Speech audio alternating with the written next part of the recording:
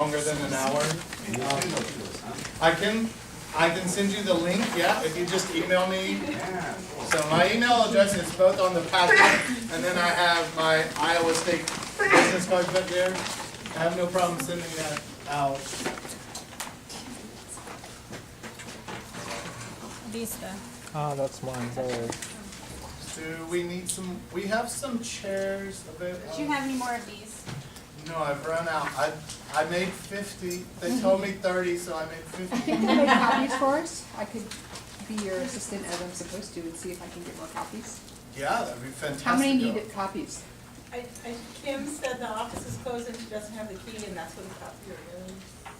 So, I'll just tell you that. You can go see if you found a key or something. yeah, I'll go. Okay. If not, again, I can email it to you. Today, the packet has a lot more games than we're going to do today. But everything we're going to do today is in the packet, so you don't have to have the packet to do what we're going to do today. It's okay. You can come in.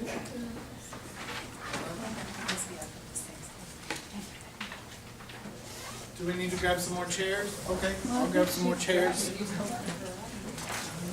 I can sit on the floor.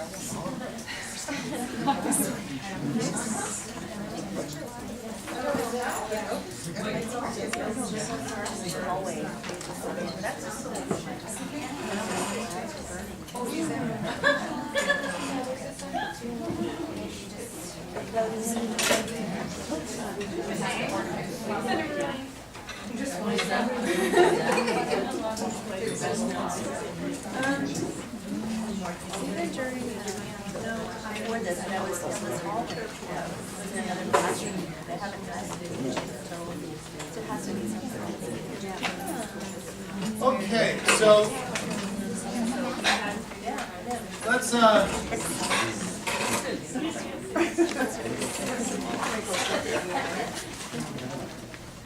wow. Thank you very much. I should have made more copies. We have some chairs up here if you need a chair. We're also going to be playing the games, so some of you will be out of your chairs for a little bit. I will be taking volunteers for that. But first, welcome to Games to Save Your Life! It's a very dramatic title. And my name is Lance Noe, and I am from Iowa State University, but I'm originally from Tennessee, so that's why I talk funny.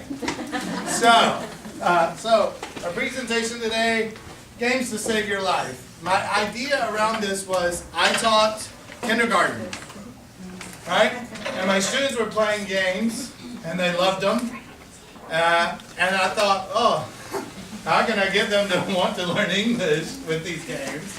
So a lot of these games came from children's games that I then adapted to my class to teach kids.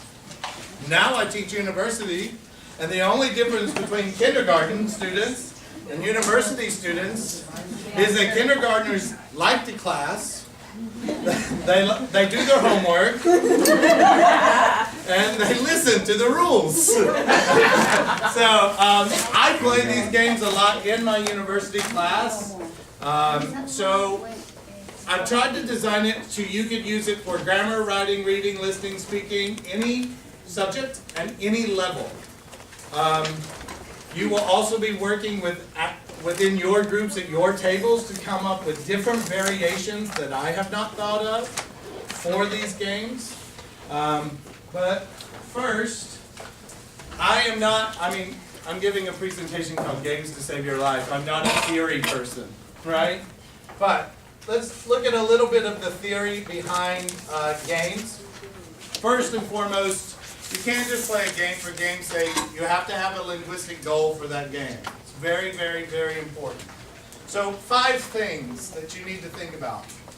But before we start, Paul Nation says that teacher talk takes up too much time in class, and that a student must speak within the first 5 minutes of class, or it is 85%. I don't know how he got that number, but he says it's 85% harder to get students to speak if they do not speak within the first 5 minutes of the first class. Now, first class, what do? We take roll. We're trying to figure out who the students are. That can wait. Students come into class, get them out of their chairs, get them talking, especially if you're teaching ESL or EAP, because that's going to be important later. Then sit them down and take roll and do all the paperwork stuff. That's what pollination says. And then all these other people who have big names, they support him. Number one thing that you should ask before you play a game is, why do I want them to play this game? Why? Maybe it's to preview an activity or an idea you're going to teach them. Maybe it's a review. But why are you doing it? Number two, what do I want to teach or reinforce with this game? So you should think about, what is my linguistic goal for this game?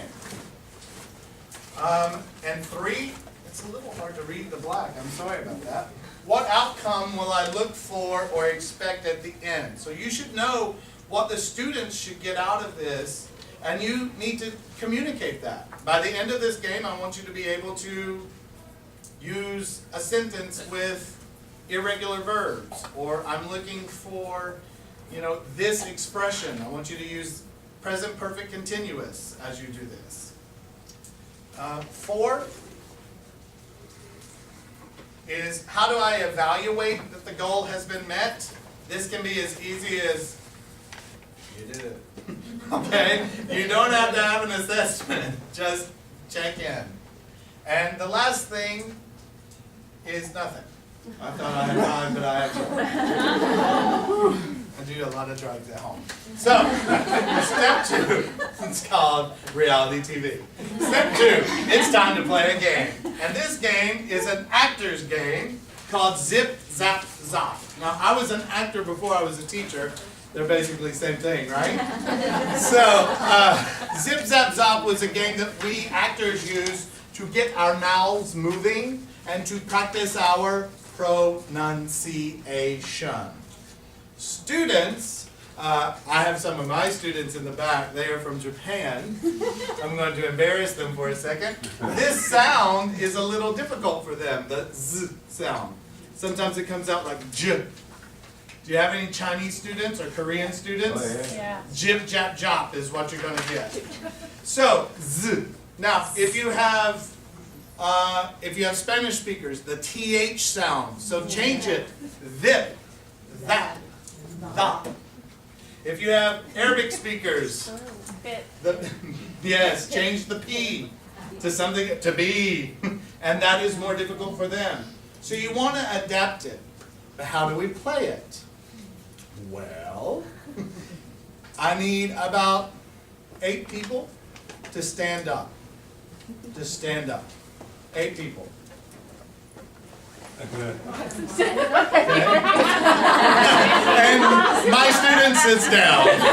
She knows what's coming. Okay, so we have the lady in the polka dots. You. Okay, so, okay, that's, ma'am, can we have you just come up a little bit so that we can form a almost circle? You can stay there. You guys can be there.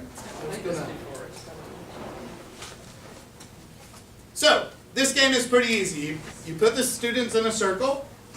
You ask them to put their hands up like they're going to say namaste. Namaste.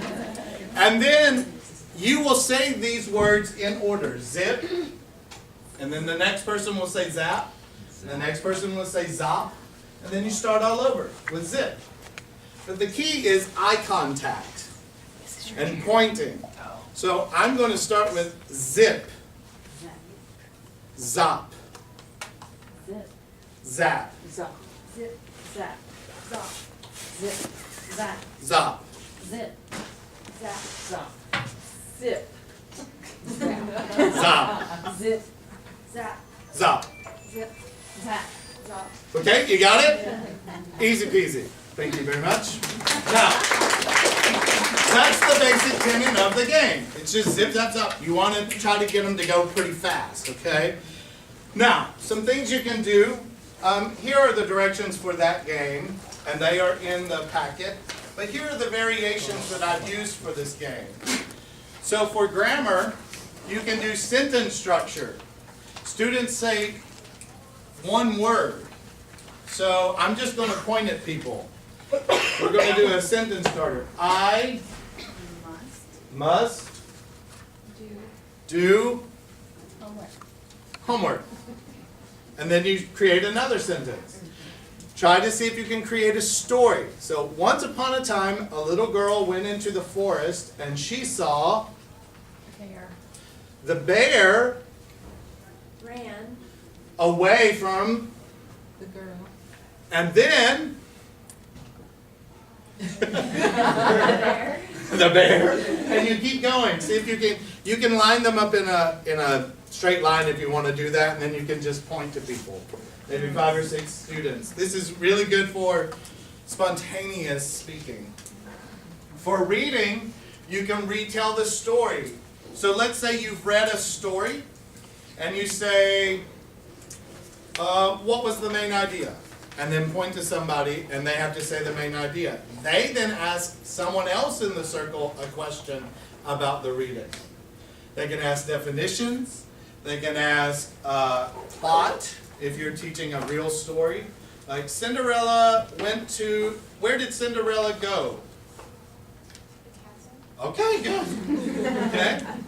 So you can ask questions.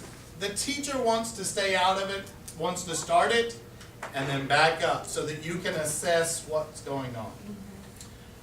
Spelling. I love to do it with spelling. Vocabulary words. So, currently my students are using Vocabulary Power, and they're studying academic vocabulary, and they have a little trouble with the spelling. They always forget the 2 T's in the word attain. So this is, I'll go attain, and they have to spell it, and they tell someone else another vocabulary word. Or they'll give it the definition, and the person has to say the word. Or they give an example, and the person has to say what the word is. And they go around in the circle like that. You could do vocabulary in alphabetical order. That is tough. That's very tough. And writing, you can also do stories. So you have 5 people in a circle, they tell a story, other people are writing the story they tell. Or you can do summarizing. They tell a story, this group then has to summarize the story that was just told. So it practices listening and summarizing skills. Okay? Now, I'm going to split you up. You're going to take this basic game, this zip, zap, zop, moving around thing.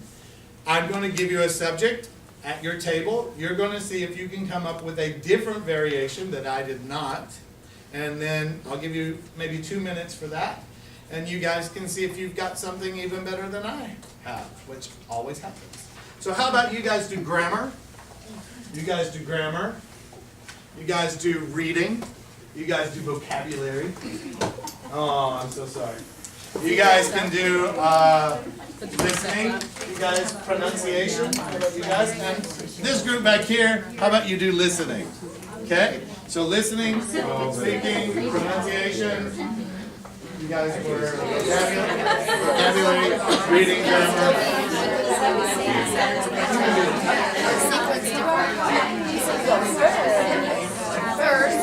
How about writing? How about you 3 do writing? You up? Are we all making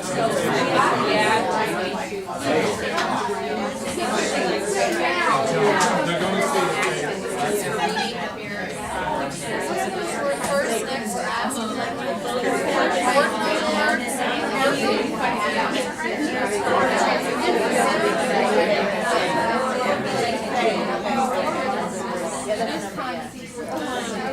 Can I steal this and give you one later?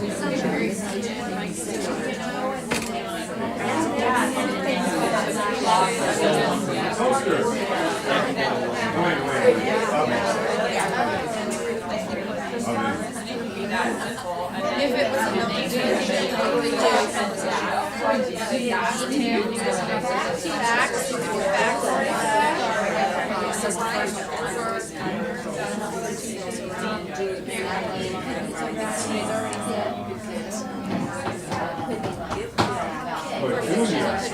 Petunia.